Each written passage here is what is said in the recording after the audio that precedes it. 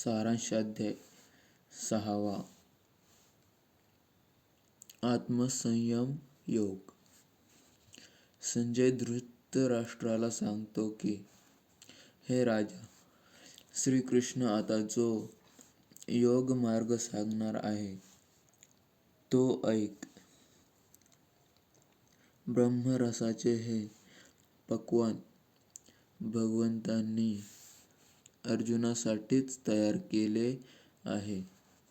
आपले दैवथोर म्हणून आपण पाहुणे होऊन अर्जुनाची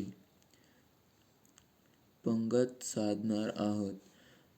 कोणतेही कष्ट न घेता हे ज्ञानभोजन आपणाला मिळणार आहे. यावर धृतराष्ट्र संजयाला म्हणाला की, याविषयी तुला कोणी विचारले आहे? राजाचे असे बोलणे ऐकून संजयाच्या लक्षात येते की, या म्हाताऱ्या धृतराष्ट्राचे चित्त पुत्रप्रीतीने व्यापले आहे. त्यामुळे त्यालाही ह्या प्रसंगाचे महत्त्व लक्षात येत नाही. दुसरा कोणी असता तर त्याला आनंद झाला असता.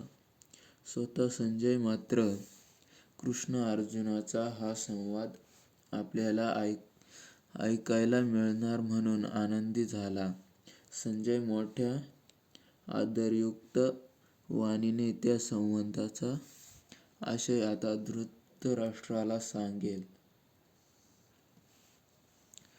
ज्ञानदेव श्रोत्यांना सांगतात की, 6व्या अध्यायातला हा संवाद अथांग विवेकसागर आहे.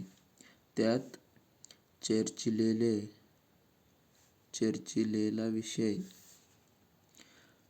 आदिप्रकृतीचा आहे. क्षीरसागरातून ज्याप्रमाणे अमृत निघाले त्याप्रमाणे हा अध्याय संपन्न योगविद्येच्या भांडारातून निघाला आहे. गीतेची खरी सुरुवात येथूनच झाली आहे. मागील 4 अध्याय हे जमिनीत पेरलेले बी आहे व ही गीता वेल 6व्या अध्यायापासून अंकुरली आहे.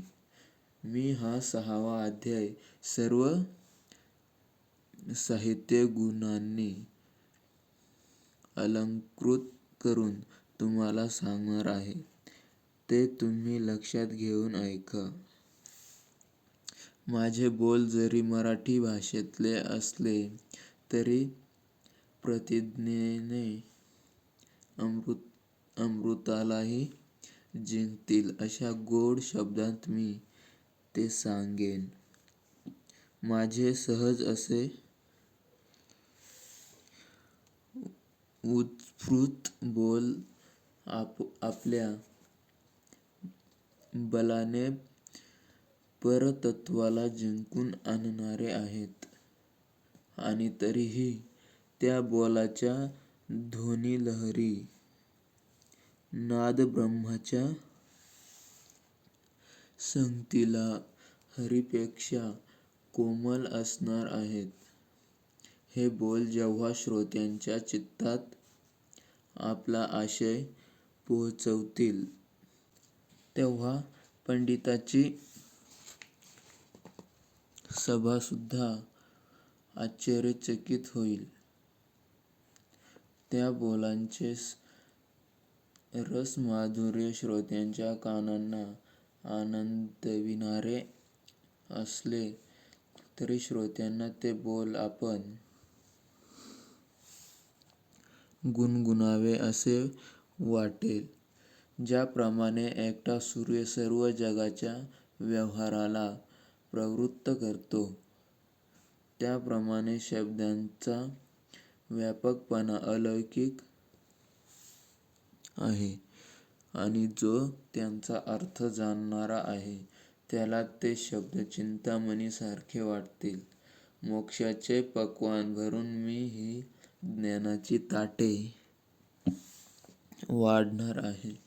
जे निष्काम झाले आहेत त्यांच्यासाठी ती आहेत. जो कानी एका श्रवणेंद्रियाशिवाय बाकी 4 इंद्रियांना आपल्या ताब्यात ठेवेल त्यालाच हा लाभ घडेल. श्रोत्यांनी शब्दांच्या मुळाकडे जाऊन हा गीतार्थ समजून घ्यावा. चित्तावर साठवलेले पूर्वसंस्कार काढून टाकावेत आणि आनंददायी अशा परतत्त्वाच्या राशीवर जाऊन बसावे.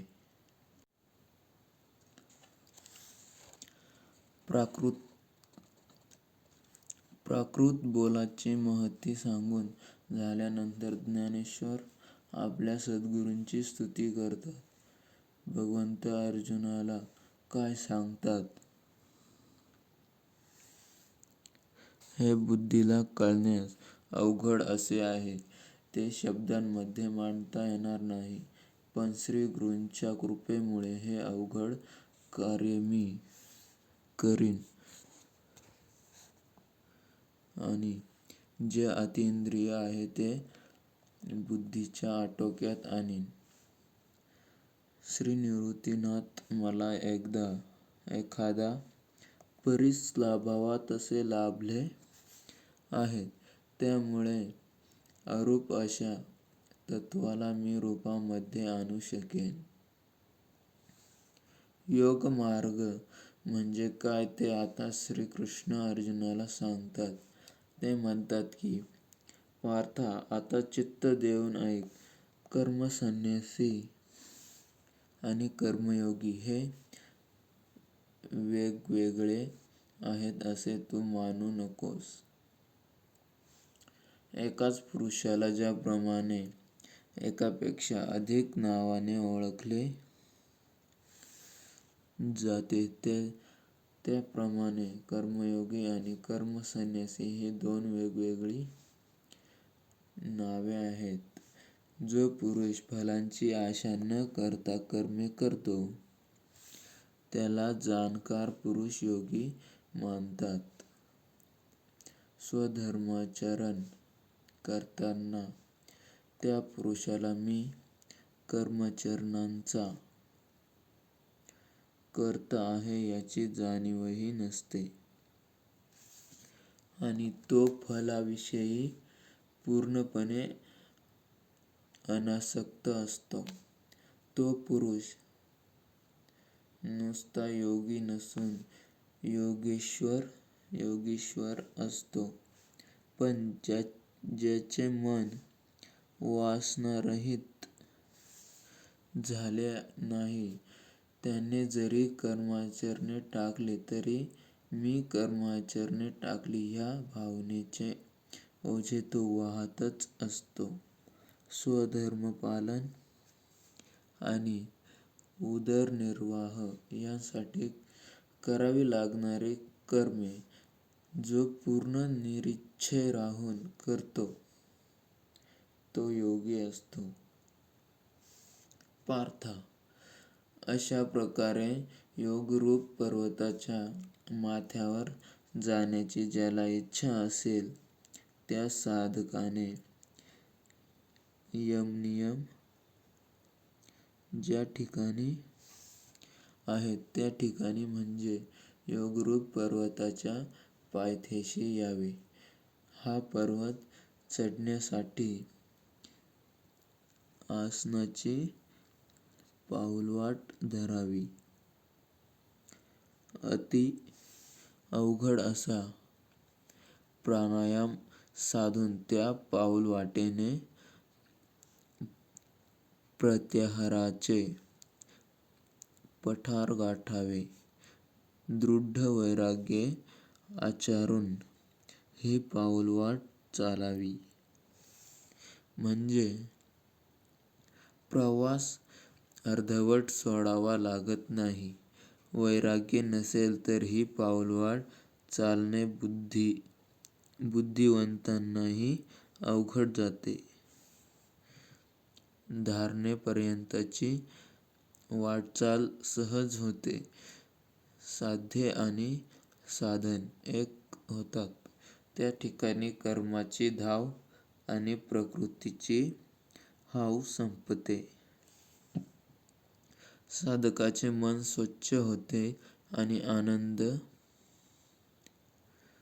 आनंदमग्नतेच्या समाधीत ते राहू लागते.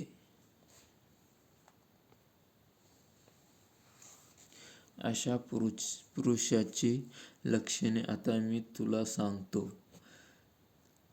त्याला आत्मज्ञान झालेले असते. सुखदुःखांशी झगडताना त्याचे मन जागे होत नाही. त्याच्या अंतःकरणात फलाच्या उद्देशाची इच्छा नसते.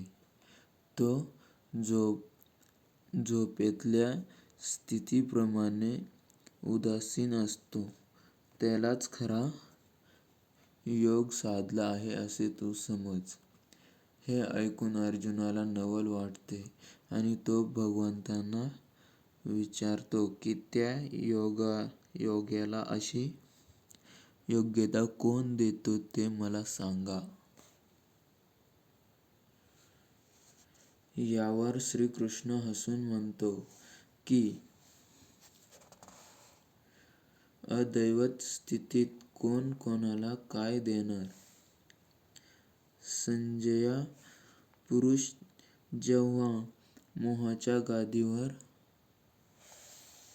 गाढ अज्ञानाने झोपलेला असतो तेव्हा त्याला जन्म मृत्यूची दृष्ट स्वप्ने दिसतात. जाग आल्यानंतर ती दुष्ट स्वप्ने व्यर्थ ठरतात. त्याला वाटते आपण अमर आहोत.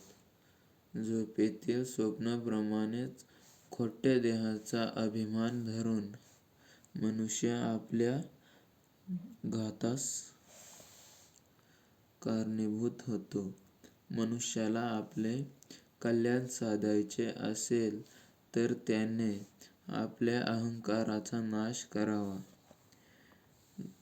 ज्याची बुद्धी या सुंदर भासणाऱ्या देहामध्ये गुंतून राहते त्याचा वैरी तो स्वतःच होतो.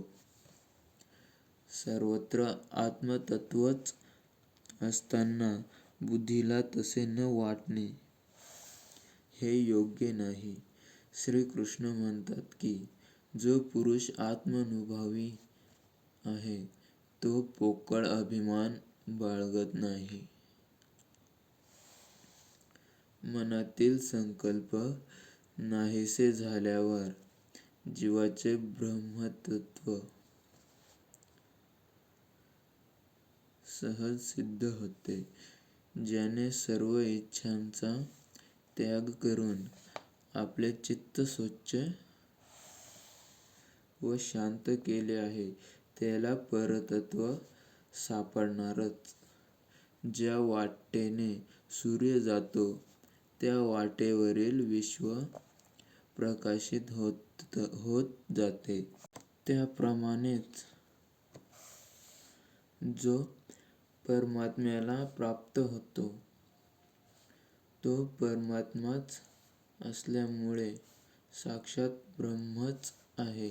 अशा पुरुषाला सुख किंवा दुःख, मान किंवा अपमान यांपैकी काहीही प्राप्त झाले तरी तो त्याचा विचार करत नाही.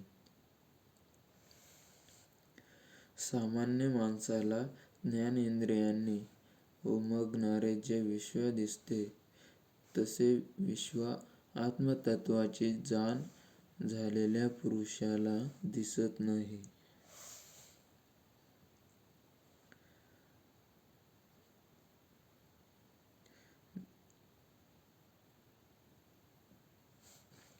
त्याला सर्वत्र ज्ञानचैतन्य जाणवत असते.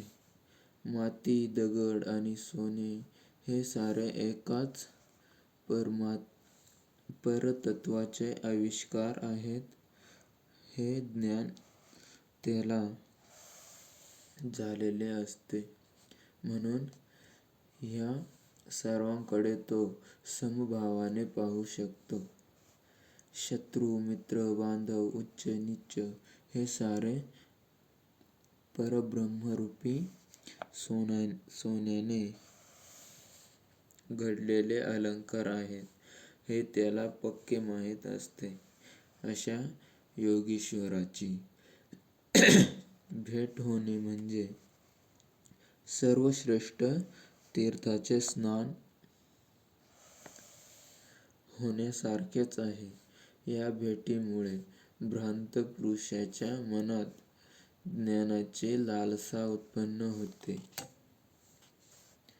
आणि योगीश्वर मात्र आत्मतत्वाच्या जाणीवेतून बोलत असतो. ज्याचे नाव तीर्थराज आहे, ज्याचे दर्शन घेतले असता अंतःकरणाला समाधान मिळते आणि ज्याच्या संगतीने अहंकाराने भ्रमित झालेल्या पुरुषाचा भ्रम दूर होऊन तो ब्रह्मस्वरूप होतो. ज्याच्या हृदयामध्ये कधीही न मावळणारा ज्ञानसूर्य उदय पावला आहे, तो नेहमीच ब्रह्मानंदात राहतो.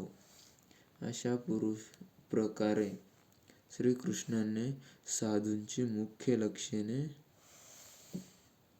सांगितली. जो सर्व ज्ञानी लोकांत श्रेष्ठ आहे, पाहणाऱ्यांच्या दृष्टीचा प्रकाशक आहे आणि त्याच्या केवळ संकल्पानेच विश्वाची रचना होते. प्रणवाने ज्ञानयुक्त झालेले वेद भगवंताच्या गुणसमूहांचे वर्णन करू शकत नाहीत. भगवंताने ज्ञानवंतांचे गुणवर्णन करणे मध्येच सोडले आहे आणि ते आता दुसराच मुद्दा सांगणार आहेत. भगवंतांना वाटले असेल की जर ज्ञानवंतांचे वर्णन लांबवले तर हा अर्जुन नुसते वर्णन ऐकूनच ज्ञानवंत होऊन आत्मानंदात बुडून जाईल. तो अर्जुन उरणार नाही. जी ब्रह्मविद्या दैवताचा नाश करते, ती जर स्पष्ट केली तर आपला प्रियकर असा जो अर्जुन, त्याची प्रीती नाहीशी होईल. मग भगवंत दृढालिंगन कोणाला देणार? मन मोकळे करण्यासाठी कोणाशी बोलणार? प्रेमळ नजरेने कोणाकडे पाहणार? अर्जुन ज्ञानानंदी झाला तर माझा आणि त्याचा प्रेमभाव कलंकित होईल. श्रोतेहो, तुम्हाला ऐकायला हे जरी विचित्र वाटेल तरी कृष्णाचे अर्जुन प्रेम हे असे सुंदर आणि विचित्र होते.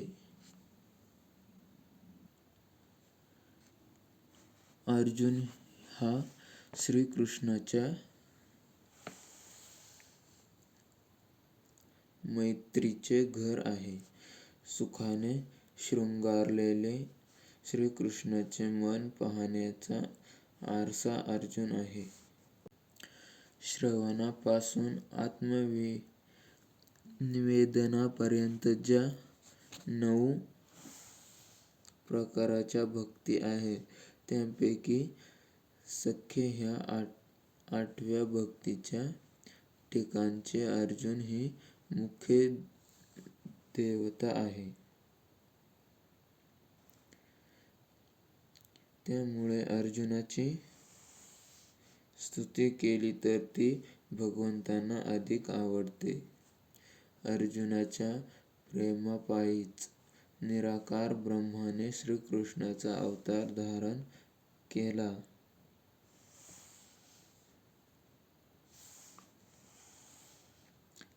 कृष्ण अर्जुन प्रेमाच्या वर्णनामुळे श्रोते डोलू लागले आहेत हे ज्ञानदेवाच्या लक्षात आले.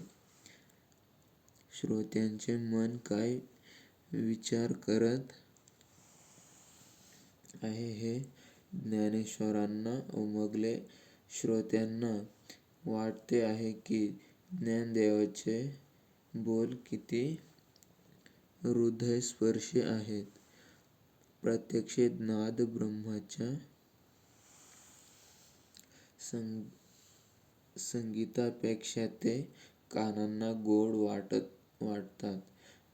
त्यांची ही देशी बोली किती सुंदर आणि नवलाची आहे.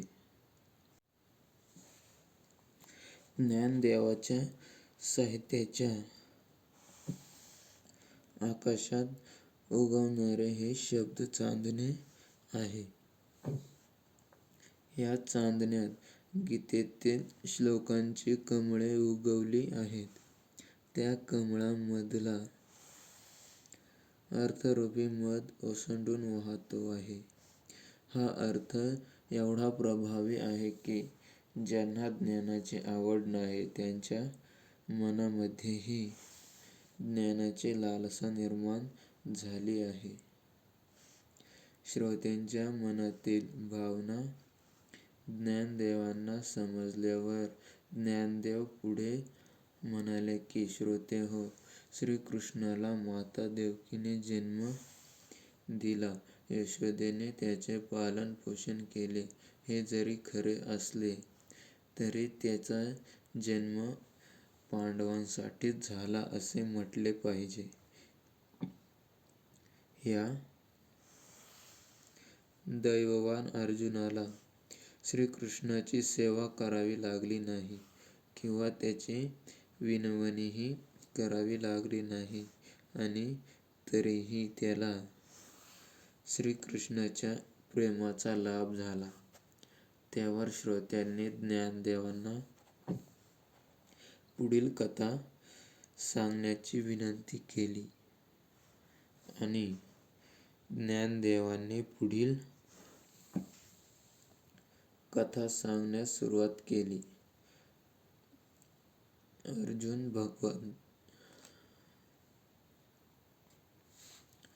अर्जुन भगवंतांना म्हणाला की देवा, ही संत लक्षणे माझ्या अंगी नाहीत. या लक्षणांचे तात्पर्य जाणण्यास मी असमर्थ आहे. तुमच्या सांगण्याने माझ्यामध्ये ती योग्यता येईल असे मला वाटते. तुम्ही ही लक्षणे कोणाची सांगितलीत ते मला कळत.